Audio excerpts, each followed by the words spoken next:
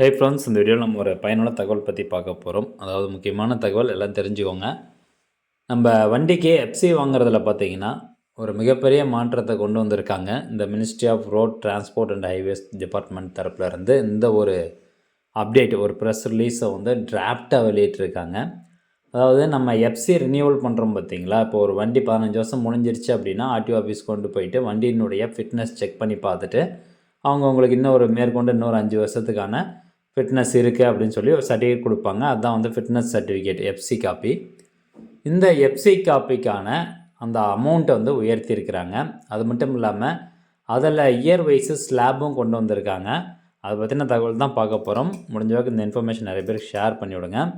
அதாவது இதுக்கு முன்னாடி வரைக்கும் மொத்தம் 2 ஸ்லாப் தான் இருந்தது. ஒன்று 15 வருஷம், அதுக்கப்புறம் 20 வருஷம். இப்போ ஒரு வண்டி வச்சுருக்கீங்க, அது 2 வீலராக இருக்கட்டும், காராக இருக்கட்டும், கனரக வாகனமாக இருக்கட்டும், எது வேணால் இருக்கட்டும். இப்போ நீங்கள் ஒரு வண்டி வச்சுருக்கீங்க அப்படின்னா 15 வருஷம் கழித்து அதுக்கு நீங்கள் எஃப்சி வந்து பண்ணணும், ரைட்டுங்களா? ஸோ அதுக்கப்புறமா பார்த்தீங்கன்னா 20 வருஷம் கழித்து இன்னொரு எஃப்சி வந்து பண்ணணும். இந்த மாதிரி 2 ஸ்லாப் தான் இருந்தது. இந்த 15 வருஷத்துக்கு அப்புறம் பண்ணக்கூடிய அந்த ஃபிட்னஸ் வேலிடேஷனுக்கும் ஒரே அமௌண்ட்டு தான்.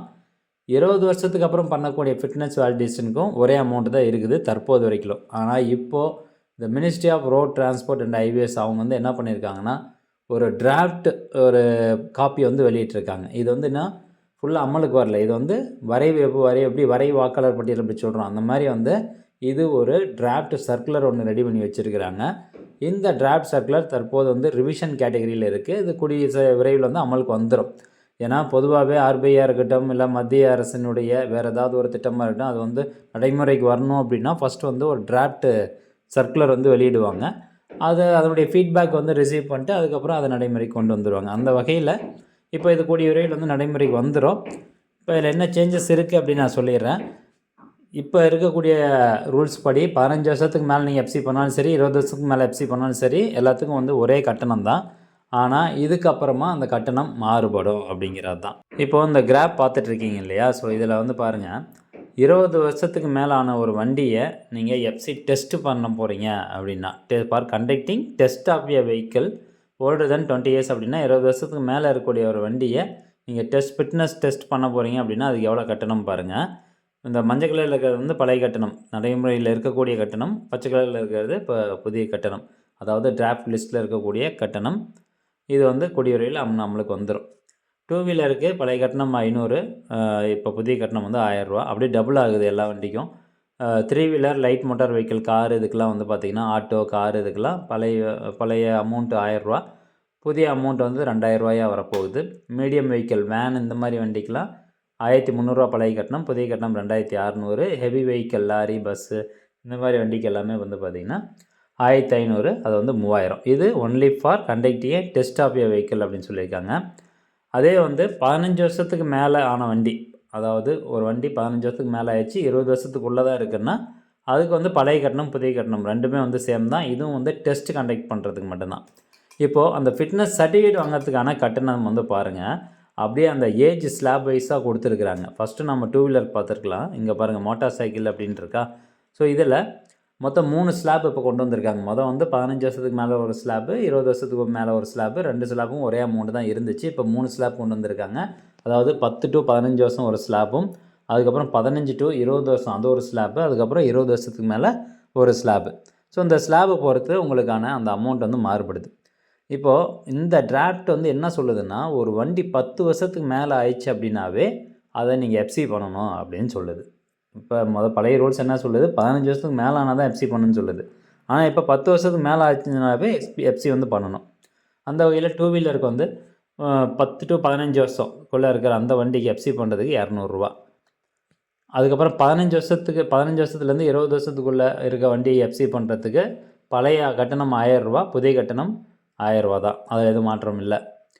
20 வருஷத்துக்கு மேலே ஆயிடுச்சு அப்படின்னா பழைய கட்டணம் 1000 ரூபா இருந்தது, இப்போ 2000 உயர்த்திருக்கிறாங்க. அப்படியே டபுள் மடங்கு ஆயிடுச்சு. இது 2 வீலருக்கு. அதே 3 வீல்டு அல்லது quadricycle motor vehicle auto ரிக்ஷாலாம் இருக்குது பார்த்தீங்களா. ஸோ அந்த வண்டிக்கு வந்து பாருங்கள், அந்த ஒரு வண்டி 10 வருஷத்துலேருந்து 15 வருஷத்துக்குள்ளே எஃப்சி பண்ணோம் அப்படின்னா 200 ரூபா. அதே மாதிரி 15 வருஷத்துலேருந்து 20 வருஷத்துக்குள்ளே எஃப்சி பண்ணுறோம் அப்படின்னா 15 வருஷத்துக்கு மேலே ஆயிடுச்சு அப்படின்னாவே எஃப்சி பண்ணுறதுக்கு 3500 ரூபா கட்டணும். பழைய கட்டணம் 3500 தான். 20 வருஷத்துக்கு மேலே ஆயிடுச்சு அப்படின்னா அப்படி டபுள் ஆகுது, 7,000 கட்டணும்.